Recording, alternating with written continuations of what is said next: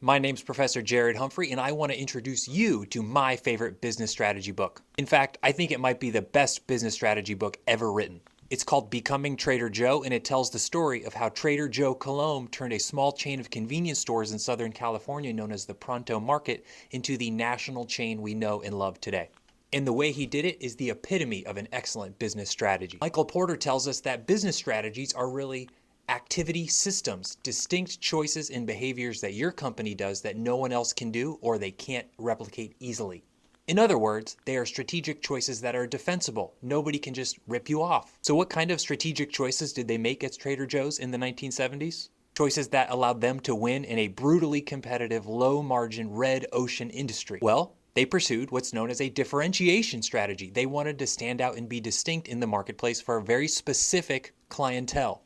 And those were the overeducated and underpaid people of Southern California. In other words, professors and college students at the major universities in Southern California that had high-end taste but low-end spending power. So what were some of those strategic choices that other competitors just weren't willing to copy? They got rid of cigarette sales. They don't sell toilet paper in the same way as other grocery stores do. In its place, they put stuff that appealed much more to their target customer. Of the edibles that they did sell, they got rid of all the brands like Folgers. Instead, it was Trader Joe's unique brands. They were willing to discontinue any item. If they weren't making money on it, they couldn't get it easily, or if it didn't appeal to their customer, they got rid of it. They only carried one of each item. If you go into Trader Joe's today, there's only one, maybe two types of peanut butter. Other grocery stores have dozens of types.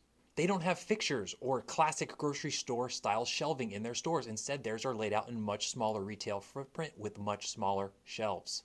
They would make money on every single product. They did not engage with loss leaders or losing money on a product just to get people in the door. If they carried it at Trader Joe's, it was high quality, it appealed to their customer base, and it was profitable.